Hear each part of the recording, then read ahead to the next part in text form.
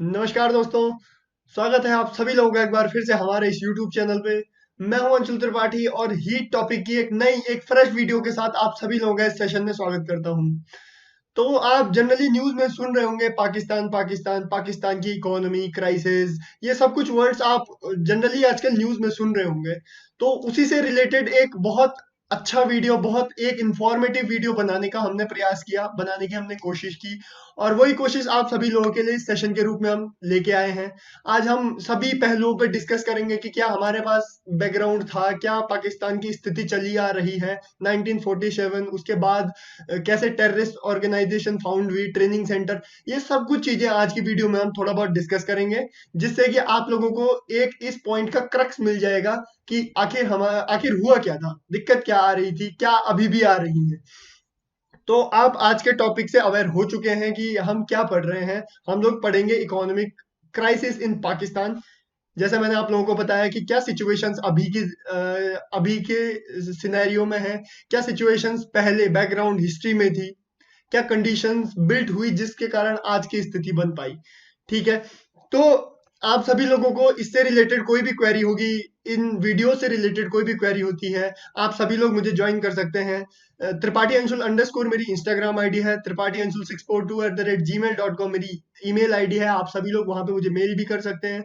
और जो ये सेशन में बनाता हूँ, इसकी जो पीपीटी पीडीएफ होती है, मैं अंशुल त्रिपाठी पीडीएफ, जो कि एक टेलीग्राम चैनल है, टेलीग्राम ग्रुप है, वहां पे अपलोड कर देता हूँ। तो आप सभी लोगों को मुझे वहां पे फॉलो करना है इस पीडीएफ को डाउनलोड करने के लिए।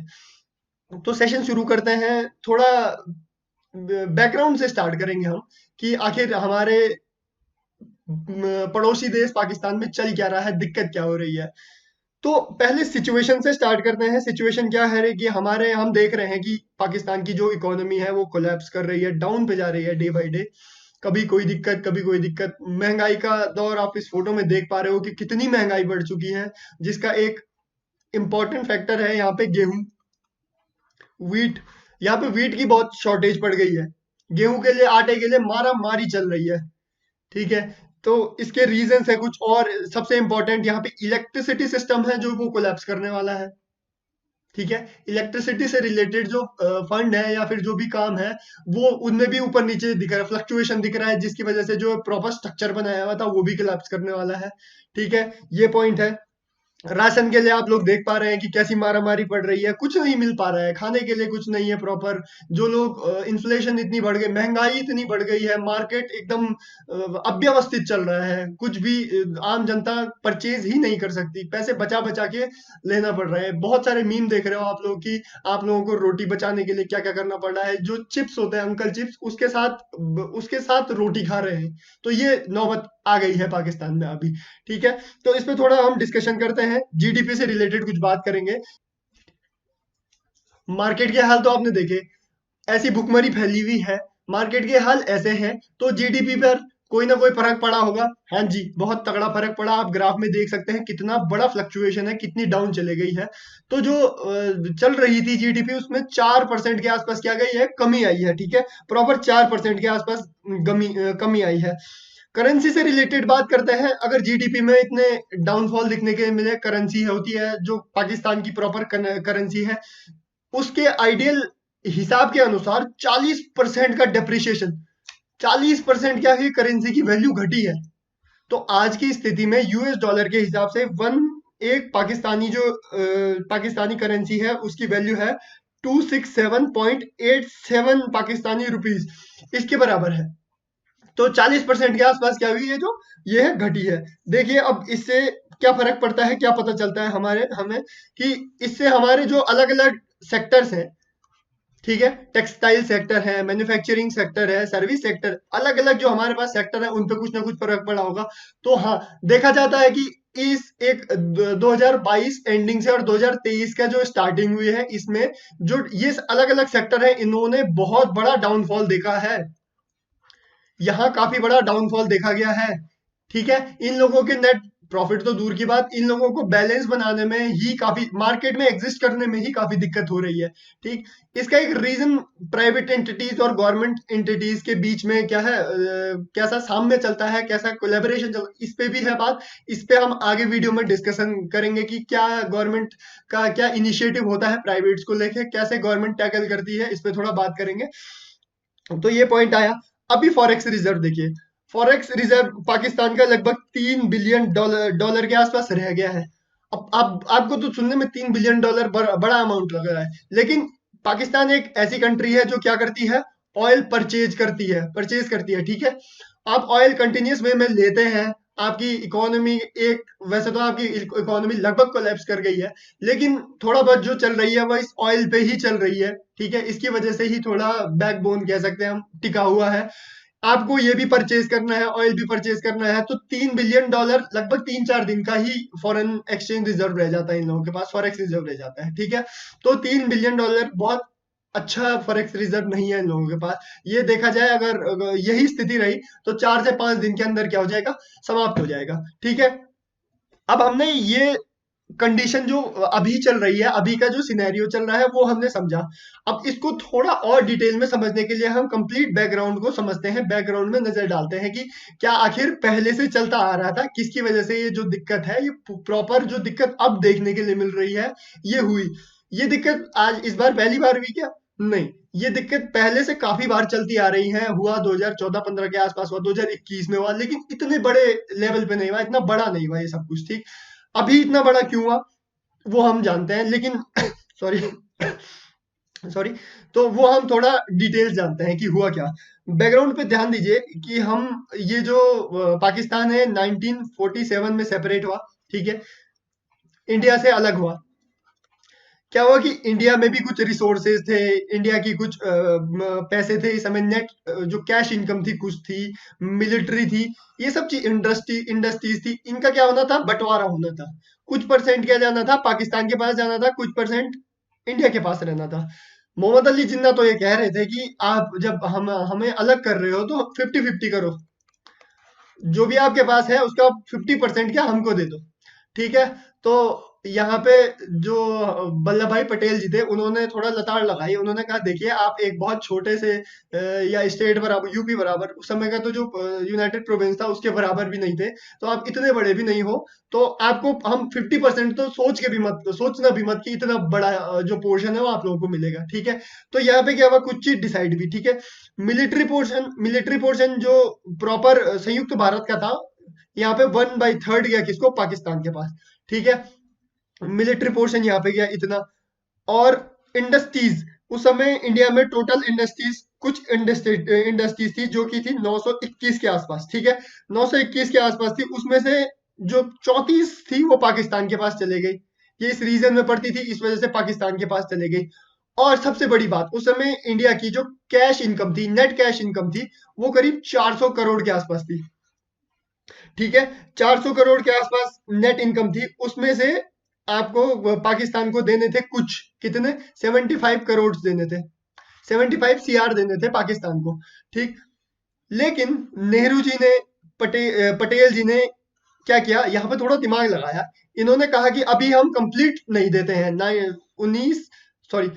15 अगस्त 1947 को क्या हुआ, इनको 20 करोड़ रुपए क्या दिए गए, कैश दे दिए गए, जाइए आप फिलहाल सेटलमेंट कीजिए अपने कंट्री का। ठीक है, तो 20 करोड़ रुपए इनको दे दिए। लेकिन उस समय क्या चल रहा था, उस समय अनसर्टेनिटी चल रही थी, देख रहे थे कि रिफ्यूजीज से रिलेटेड कोई दिक्कत हो रही थी, यहाँ पे हिंदू मुस्लिम से रिलेटेड काफी दिक्कत हो रही थी। तो बाकी के जो 55 सीआर थे वो इंडियन गवर्नमेंट ने, पटेल जी ने और नेहरू जी ने होल्ड कर दी। क्योंकि होल्ड इसलिए किए, उन्हें ये प्रॉपर पता था कि ये लोग क्या करेंगे, इस पैसे से यहाँ सेटलमेंट करने के बजाय क्या करेंगे, हथियार लेंगे और यहाँ पे क्या कर लेंगे, अटैक कर लेंगे। ठीक है, तो उनको, इन लोगों को, इंडिया की जो पॉलिटिक्स में लोग बैठे हुए थे, जो बहुत दिमागदार लोग थे, उनको पूरी आशंका थी कि ये पाकिस्तान वाले लोग ये काम कर सकते हैं, जो पाकिस्तान में कुछ उपद्रवी लोग गए हुए हैं वो ये काम कर सकते हैं। ठीक है, आइडियोलॉजी से ये सब लोग वाकिफ थे, इस वजह से इन्होंने एक्शन लिया। हालांकि बात ठीक है कि कुछ टाइम बाद महात्मा गांधी जी ने ये जो 55 करोड़ का ये इन लोगों के पास था इंडियन गवर्नमेंट के पास था, वो पाकिस्तान को दिलवा दिया था। लेकिन तब तक क्या चीज है, तब तक जो ये चीजें थी लगभग सेटल हो चुकी, थोड़ा बहुत सेटल हो चुकी थी, ठीक। ये कंडीशन चलती आ रही थी। अभी देखो बैंक से रिलेटेड कुछ का यहाँ पे भी इन लोगों का भी कैश फ्लो चल रहा था अपना, यहाँ का भी चल रहा था। लेकिन आरबीआई जो था वो अभी इंडिया का था, वो सेंट्रल अथॉरिटी थी, ठीक है। यहाँ के जो बैंक्स थे, यहाँ के जो सिस्टम था उसको भी अभी सेंट्रलाइज तरीके से यहाँ इंडिया का आरबीआई क्या कर रहा था, हैंडल कर रहा था। ये बातें नोट कर दीजिए आप, काफी इंपॉर्टेंट फैक्ट है। तो ये जो रिसोर्सेज थे, रिसोर्सेज का इस्तेमाल डिवाइडेशन हो गया, ठीक है। रिसोर्सेज डिवाइड हो गए, मिलिट्री डिवाइड हो गई, आपके पास कैश डिवाइड हो गया। उसके बाद भी हम देखते हैं कि हमारा जो आरबीआई है, यहाँ की सेंट्रलाइज अथॉरिटी बन के काम चला रहे हैं, काम चल रहा है, ठीक है। अभी ये कंडीशन चल रही है। इकोनॉमी में क्या देखें कि इकोनॉमी मैंने आप लोगों को बताया। अभी देखो यहाँ पे आप इंडिया में जानते हैं, इंडिया में पॉलिटिकल लीडर्स क्या थे, काफी स्ट्रॉन्ग थे, ठीक। लेकिन पाकिस्तान में हमने देखा कि मोहम्मद अली जिन्ना के बाद इतनी कोई स्ट्रॉन्ग पर्सनैलिटी उभर उभर के ही नहीं आई, ठीक। स्ट्रॉन्ग पर्सनैलिटी उभर के नहीं आई, तो इसका क्या रीजन, इसका क्या ड्रॉबैक देखने के लिए मिला कि यहाँ पे जो टेम्परेरी रूल दिया गया वो आर्मी को दिया गया। किसको दिया गया? आर्मी को दिया गया। अब देखिए, आर्मी है स्ट्रॉन्ग, आर्मी काफी स्ट्रॉन्ग है, पॉलिटिकल लीडर इसको ओवरलैप करने के लिए कोई है ही नहीं। और उस टाइम पे आर्मी अपनी इस पावर को क्या इंजॉय कर रही थी, ठीक है। आर्मी को बड़ा मजा आ रहा था कि अपने पास पावर है, ठीक। आर्मी अब आर्मी को ये आदत पड़ गई, आर्मी देना नहीं चाह रही थी ये पावर किसको, बैक टू पॉलिटिकल लीडर्स। तो आर्मी ने क्या किया, आज तक भी ये पावर कभी गवर्नमेंट के ऊपर आने ही नहीं दी। इसका कैसा एग्जाम्पल हम कैसे देख सकते हैं कि आज तक पाकिस्तान में 29 प्राइम मिनिस्टर बने हैं, उनमें से एक ने भी प्रॉपर 5 साल कार्यकाल सर्व नहीं किया, प्रॉपर नहीं किया, ठीक। इनके आर्मी के रास्ते में जो थोड़ा आर्मी के एंटी चले जाते हैं ना, उनको क्या करते हैं, ये रास्ते से हटा देते हैं। कभी सीक्रेटली मरवा दिया, कभी किसी का तख्ता पलट कर दिया, नजरबंद कर दिया, कैद कर दिया। तो ये सब कुछ चीजें पाकिस्तान में चलती आ रही थी बैकड्रॉप में, ठीक है। अब ये चीज थी, ये हमारे पास बैकग्राउंड था, आपने समझ लिया इकोनॉमी क्या था, इंडस्ट्रियल कैसे कैसे चल रहा था, सब चीजें सेपरेशन कैसे हुआ, कैश फ्लो कितना था, आरबीआई का क्या इंपॉर्टेंस थी, ये सब चीजें आपने बैकग्राउंड में समझ ली। अब थोड़ा एक स्टेप नेक्स्ट चलते हैं हम। अभी यहाँ पे एक नई चीज इंट्रोड्यूस हुई, यूनाइटेड स्टेट और ऑफ अमेरिका के साथ पाकिस्तान के संबंध, ठीक है। अब पाकिस्तान क्या कर रहा था बैकग्राउंड में, पाकिस्तान ये दिखा रहा था कि हम जो है, हम यूएसए के क्या है, बहुत अच्छे दोस्त बन के रहेंगे। हम यूएसए के साथ जो फ्रेंडली नेचर है ये हमेशा दिखाएंगे, और जो यूएसए है वो अपने जो फ्रेंडली नेचर है हमारे साथ दिखाए। ये कंडीशंस हो रही थी। इसके लिए आप डायरेक्टली यूएसए को तो बोल नहीं सकते क्योंकि आपकी उतनी वैल्यू थी ही नहीं। तो अलग से अपने तरीके से दिखाना स्टार्ट कर दिया पाकिस्तान ने कि हम यूएसए के क्या है, फेवर में है, ठीक है। ये चीजें समझ में आई। अब यूएसए ने भी सोचा कि जो साउथ एशियन रीजन है, ये वाला रीजन है, यहाँ पे यूएसए को काउंटर करना था, किसको, यूएसएसआर को, ठीक है। अब यहाँ पे कंट्रोल बनाने के लिए क्या किया, यूएसए ने सोचा कि ठीक है, मिल गया अपने को, चेला मिल गया। तो यूएसए ने पाकिस्तान के साथ क्या किया, फ्रेंडली अलायंस बनाने स्टार्ट किए। अब यूएसए का क्या सीन है, यूएसए जनरली क्या करता है, यूएसए दो तरीके से डील करता है चीजों को। अगर बाय द वे यूएसए ने सोचा कि ये मेरी कप ऑफ टी है, ठीक है, तो वो क्या करता है, डायरेक्टली वॉर में उतर जाता है, जैसे वियतनाम के साथ देखा होगा आप लोगों ने, ठीक है। लेकिन अगर यूएसए को लगेगा ना, नहीं, ना ना ना, अपने पब्लिक को जवाब देना पड़ेगा, अपना घाटा होगा सो अलग, ये सब चीजें हो रही है, झोल झपाटा ज्यादा हो रहा है, तो ये क्या करते हैं, पैसे देना स्टार्ट करते हैं। ये पैसे देते हैं और क्या करते हैं, अलग अलग जो आतंकवादी संगठन है, टेररिस्ट ऑर्गेनाइजेशन है, उनको ट्रेंड करते हैं और उनको लड़ाते हैं। समझ रहे हो बात, दो तरीके से। अगर उन्हें लगा कि भाई अभी जंग में उतरने का टाइम है तो खुद उतर जाएंगे, और अगर लगा कि नहीं, अभी हमें नहीं उतरना चाहिए, हमें पीछे से सपोर्ट करना चाहिए। पीछे से सपोर्ट करने से आप देख सकते हैं, अभी रशिया यूक्रेन की वॉर चल रही है, यूक्रेन को अभी तो डायरेक्ट सपोर्ट कर रहा है लेकिन खुद वॉर में नहीं उतर रहा। तो ये यूएसए की दूसरी टेक्निक थी। अब ऐसा जनरली कंट्रीज करती रहती हैं, ठीक है। ये कंट्रीज करती रहती हैं, क्योंकि ये जो आतंकवादी संगठन है, इन लोगों पे इन्वेस्टमेंट ज्यादा नहीं होती। इन लोगों को थोड़ा पैसे देने होते हैं, इन लोगों को ट्रेनिंग देनी होती है, इन लोगों को हथियार देना होता है। तो जो आपकी मैन पावर है वो नहीं जाएगी। ठीक, आपको अपने कंट्री से किसी को भेजना नहीं है, पैसे आप लोगों के पास बतेरे हैं, आप देते रहिए, आप हेल्प करते रहिए। और मैन पावर लगेगी किसकी? ये टेररिस्ट ऑर्गेनाइजेशंस की लगेगी। ठीक, तो ये सीन था, यहाँ पे ये चल रहा था। अफगानिस्तान वाला मुद्दा देखो आप, वहां पे भी ऐसा ही कुछ हुआ। उस टाइम पे क्या हुआ कि उस टाइम पे पाकिस्तान ने प्रोटेस्ट किया यूएसए के खिलाफ। ठीक, यूएसए तो क्या कर रहा था? फंड अलॉट कर रहा था। फंड अलॉट क्यों कर रहा था? सबसे पहला पॉइंट, फंड अलॉट इसीलिए कर रहा था कि पाकिस्तान उस समय का ट्रेनिंग सेंटर बन गया था। ये जो मुजाहिदीन थे, या फिर जो ये आतंकवादी टेररिस्ट ऑर्गेनाइजेशन थे, उनका जो टेररिस्ट वो ट्रेनिंग सेंटर था, वो उस टाइम पे पाकिस्तान बना हुआ था। ठीक है, तो यूएसए तो इसीलिए इन्वेस्टमेंट कर रहा था। और ये जो मुजाहिदीन थे, ये अफगानिस्तान से आ रहे थे। अफगानिस्तान से क्या, अफगानिस्तान और जो पाकिस्तान का बॉर्डर एरिया है, वहां से आ रहे थे। ये सब चीजें हो गई, समझ में आ गई आप लोगों के कि यहाँ से आ रहे थे टेररिस्ट, यहाँ पर ट्रेनिंग करने। पैसा दे रहा था कौन? इसमें फायदा किसका हो रहा था? पाकिस्तान का फायदा हो रहा था। पैसे आ रहे थे क्योंकि, और पाकिस्तान को गलत आदत यही पड़ी कि इन्होंने, जिस समय लोगों की इकोनॉमी क्या हो रही थी, बूस्ट हो रही थी, लोग क्या कर रहे थे? अलग अलग इंफ्रास्ट्रक्चर बना रहे थे, इंडस्ट्रीज खड़ी कर रहे थे। पाकिस्तान डेट में ले रहा था क्या? कभी कहीं से फंड ले रहा, कहीं कहीं से एड ले रहा, और लग रहा कि हमारे पास काफी पैसे हैं। ये गलत हुआ पाकिस्तान में। सबसे पहली बात, प्रोटेस्ट क्यों हो रहा था? प्रोटेस्ट इसलिए हो रहा था कि पाकिस्तान की जो गवर्नमेंट कह रही थी, आपको पैसे भले ही मिल रहे हो, लेकिन आप लोग अपने ही मुसलमान भाई लोगों को क्या कर रहे हो? मरवा रहे हो। ठीक है, आप अपने ही भाई लोगों को मरवा रहे हो, क्या? चंद पैसों के लिए। ये चल रहा था, तो इसीलिए यहाँ पे क्या, पाकिस्तान में प्रोटेस्ट चल रहा था। अब पाकिस्तान पैसे कैसे भेजता था? पाकिस्तान ऐसे उठा के तो देता नहीं हो कि लीजिए एक पेटी, एक पेटी, दो पेटी, तीन पेटी, ऐसा नहीं करते थे। ये भी पाकिस्तान को पैसे यूएसए कैसे भेजता था? कभी ह्यूमन राइट्स के नाम पे भेज देगा कि लीजिए आपके यहाँ पे ये दिक्कत है। कभी फॉरेक्स रिजर्व नहीं, फॉरेन एड के रूप में भेज देगा। ठीक है, कि आप लोगों को बाह्य सहायता हम प्रदान करते हैं, क्योंकि आपके यहाँ पे क्या कर रही है, दिक्कत दिक्कत चल रही है। लेकिन क्या होता था कि ये जो पैसा भी आता था ना, ये जो पैसा आता था, ये आर्मी, क्योंकि क्या थी, बहुत ज्यादा डोमिनेंस थी पाकिस्तान में, हमेशा से रही है। आप सभी लोग जानते हैं कि आर्मी का बहुत अच्छा रूल चल रहा था। अच्छा क्या, बहुत खराब रूल चल रहा था पाकिस्तान की जनता के लिए। अच्छा मैं इसलिए कह रहा हूँ क्योंकि बहुत हार्ड रूल चल रहा था। तो पाकिस्तान की जो यहाँ से पैसे आते थे किसी भी रूप में, ह्यूमन राइट्स के रूप में या फॉरेन एड के रूप में, तो ये आर्मी से अंदर गवर्नमेंट तक पहुंच ही नहीं पाते थे। ये आर्मी आर्मी में क्या हो जाते थे? कोलैप्स हो जाते थे। तो यहाँ पे भी दिक्कत हो रही थी, एक बहुत बड़ी दिक्कत हो रही थी।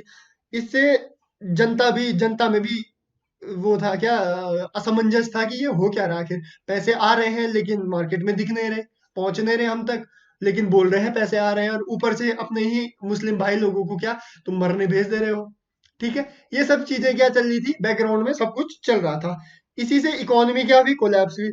और इसके बाद आप सभी लोग जानते हैं, कुछ टाइम बाद जब ये वाला मैटर सॉल्व हो गया, अफगानिस्तान वाला, तो फिर आप देखते हैं कि ईयर बाय ईयर क्या हुआ, यूएसए ने पैसे भेजना कम कर दिया। ठीक है, यूएसए ने पैसे भेजना कम कर दिया, तो अब पाकिस्तान की इकोनॉमी पे दिक्कत आ गई कि यार ये क्या हो गया। इसी का एक सबसे बड़ा परिणाम था 9/11 का हमला जो हुआ था। ठीक है, 9/11 का जो हमला हुआ था, ये एक बहुत बड़ा रीजन था। यहाँ पे भी पाकिस्तान बहुत डिफेम हुआ, बहुत थू थू हुई पाकिस्तान पे कि ये क्या हुआ, क्योंकि ओसामा बिन लादेन भी फाइनली पाकिस्तान में छुपा मिला। काफी कुछ और टेररिस्ट लोग थे जो पाकिस्तान के हॉस्पिटल्स में जिनकी डेथ हुई है। ठीक है, तो ये सब कुछ क्या चल रहा था, बैकड्रॉप में चल रहा था। अब यहाँ पे दिक्कत ये भी, कुछ टाइम बाद डोनाल्ड ट्रम्प जी आ गए, और डोनाल्ड ट्रम्प जी ने क्या कर दिया, एकदम बंद कर दिया मामला, कि आप लोगों को फॉरेक्स हम यहाँ से कुछ देंगे नहीं, कुछ नहीं मिलेगा। बाहर से जो इवन कोई फंडिंग होगी वो भी अमेरिका उसमें क्या करने लगा, उसमें दखल देने लगा कि पाकिस्तान के पास फंडिंग नहीं आएगी। तो पाकिस्तान के गले पे हड्डी बन गई कि यार अब तो पैसे आने बंद हो गए, अपने पास तो ऐसा कुछ है ही नहीं, अपने पास तो ऐसा कुछ बचा ही नहीं जिससे हम क्या कर सके। अब इंडस्ट्रीज आपने लगाई नहीं, इंफ्रास्ट्रक्चर पे आपने डेवलपमेंट किया नहीं, कुछ भी आपने किया नहीं, और आपको लास्ट में क्या चाहिए? लास्ट में आप सोच रहे हो कि यार अब किससे पैसे मांगे। ठीक, तो ये अभी पाकिस्तान की स्थिति बनी हुई है। ठीक है, अब इससे क्या होता है, बाहर की कंपनी, अब सोचो, आपको पता है कि यहाँ पे हमारे पास कुछ भी नहीं है, इस कंट्री में हमारे पास कोई सोर्स, कोई स्कोप नहीं है। ठीक है, तो बाहर की कंपनियां यहाँ पे इन्वेस्टमेंट करेंगी क्या? क्यों करेगा कोई? फंसने वाले काम कोई क्यों करेगा? तो यहाँ पे जो फॉरेन इन्वेस्टमेंट है वो भी जीरो हो गया, वो भी नहीं हो रहा था। अब फॉरेन इन्वेस्टमेंट भी जीरो हो गया, पाकिस्तान के गले पे हड्डी आ गई कि नहीं, अब नहीं हो पाएगा। अब नहीं हो पाएगा तो इसके बाद इंट्रोड्यूस हुआ किसका? चाइना का। China Pakistan relationship. तो ये जो रिलेशंस हैं वो ऐसे ही किसी सिनेरियो की वजह से क्या हुए हैं, इनहेंस हुए हैं। अब चाइना तो बहुत स्मार्ट है। चाइना ने स्टार्ट किया क्या? Debt trap. डेट ट्रैप आप सभी लोग जानते होंगे, मैं अपने सेशन में काफी बार बताता हूँ, लेकिन अब जब हम यहाँ पे डिस्कस कर रहे हैं तो एक बार फिर रिपीट कर दूं। चाइना क्या करता है? चाइना मार्केट से हाई इंटरेस्ट रेट पे लोन प्रोवाइड करता है। ठीक है, हाई इंटरेस्ट रेट पे लोन प्रोवाइड करता है। ठीक, लोग अगर 5-10% में दे रहे होंगे तो चाइना 15% में देगा। एक, चाइना क्या करता है? अगर लोग 30 साल के लिए दे रहे होंगे तो चाइना 15 साल के लिए देगा। दो, और तीसरी कंडीशन ये है कि अगर आपने लोन लिया और आपने इंफ्रास्ट्रक्चर के लिए लोन लिया, किसी भी चीज के बनाने के लिए लोन लिया, तो ये काम चाइना की कंपनी ही करेगी और चाइना के वर्कर ही करेंगे। समझे आप लोग? आपने यहाँ 50 रुपए दिए और यहाँ पे लेबर लगा दी। ठीक है, 5 लेबर लगा दिया आपने, और ये पांचों लेबर है किसकी? चाइना की है। ठीक है, एक दिन में 50 रुपए देने हैं आप लोगों को, अब पांचों लेबर चाइना की काम कर रही है, तो 50 रुपए वापस चाइना चले गए ना। ठीक, और अगर आप लिस्ट में देखो तो लोन तो वैसे ही बना रहा कि आपने 50 रुपए लोन लिए थे। तो ये डेट ट्रैप चाइना ने क्या किया? क्रिएट और स्टार्ट किया यहाँ पे पाकिस्तान में। अब इस डेट ट्रैप का एक सबसे बड़ा नतीजा देखने के लिए हमें मिलता है ये CPEC, China Pakistan economic corridor. Imran Khan ने क्या किया? इमरान खान थोड़ा समझदार थे इस मामले में, बोलना पड़ेगा। ये इस डेट ट्रैप को समझ गए थे और इन्होंने ये जो चाइना पाकिस्तान इकोनॉमिक कॉरिडोर है बॉर्डर रोड इनिशिएटिव है, इस पे क्या कर दिया था? इस पे स्टे लगा दिया था, रुका दिया था। लेकिन इतने शक्तिशाली थे नहीं वो, इतनी पावर आर्मी के पास होती है वहां सारी, तो वो कंप्लीटली इसको रुका नहीं पाए। यहीं पे यहाँ पे चाइना एक ग्वादर पोर्ट भी क्या कर रहा है? डेवलप कर रहा है। तो कंटिन्यूस इन्वेस्टमेंट चल रही है। इससे क्या हो रहा है कि इससे आपको पाकिस्तान को इंफ्रास्ट्रक्चर डेवलप होता हुआ भी दिख रहा है। ठीक है, वहां दिख रहा है कि ठीक है, कुछ लोग काम पे लग रखे हैं, नॉट कंप्लीटली चाइना के लोग, कुछ लोग तो होंगे पाकिस्तान के, तो उनको थोड़े कुछ दिनों के लिए क्या रोजगार मिल जाएगा। ठीक, ये सब चीजें भी है। तो कुछ दिन के लिए देखने में रोडें बन रही है, सड़कें बन रही है, वो भी अच्छा लग रहा है। ठीक, तो ये सब कुछ देखने में अच्छा लग रहा था, लेकिन ये डेट मॉडल है। आपने कहीं से लोन लिया और उसके बाद बनाया, कितने दिन चलेगा? आप और उस लोन को चुकाने के लिए आप फिर लोन ले लोगे। तो ये डेट मॉडल अच्छा नहीं कहा जाता है इकोनॉमी के लिए। लेकिन चाइना इसी चीज में क्या रहा? आगे बढ़ता रहा हमेशा। अब यहाँ पे मिलिट्री का कुछ लेना देना, मिलिट्री एक्सप्लेन करता हूं मैं, मिलिट्री का क्या रोल होता है। यहाँ पे देखिए, एक पहली ऐसी मिलिट्री है पाकिस्तान की कि जो क्या करती है? सब कुछ करती है। मिलिट्री ऑपरेशंस को छोड़ के सब कुछ करती है। सब कुछ कैसे करती है कि अगर कोई इंडस्ट्री है, जैसे कोई फॉर एग्जांपल यहाँ पे कोई दूध की इंडस्ट्री है, ये भी मिलिट्री ने ओन कर रखी है कि दूध लोग पिएंगे साहब, तो पाकिस्तान की मिलिट्री ओन जो कंपनी है उसका ही पिएंगे। ठीक है, ब्रेड अगर कोई खरीदेगा तो जो गवर्नमेंट जो मिलिट्री ओन कंपनी है उसी का खरीदेगा। तो यहाँ पे क्या होता है कि प्राइवेट प्लेयर्स, जो मैंने आपको स्टार्टिंग में बताया, प्राइवेट प्लेयर्स के लिए क्या होता है? कंपटीशन बहुत टफ हो जाता है। वो यहाँ पे एक साथ एक प्लेटफॉर्म पे फाइट कर ही नहीं पाते हैं। ठीक है, तो गवर्नमेंट का ऐसा रोल रहता है कि प्राइवेट एंटिटीज को आगे बढ़ने ही ना दिया जाए। ठीक, तो ये सब कुछ हुआ। अब इससे दिक्कत क्या आई है कि सब कुछ तो गवर्नमेंट गवर्नमेंट के पास तो कुछ गया ही नहीं, सब कुछ मिलिट्री ओन्ड हो गया। सब कुछ गया क्या? मिलिट्री के पास, कंपनी है मिलिट्री की। ठीक, अब इससे क्या फायदा हुआ? गवर्नमेंट को कुछ फायदा नहीं हुआ। जो भी जो भी क्या हुई, जो भी इनकम हुई है, जो भी इनकम हुई वो सारी हुई किसकी?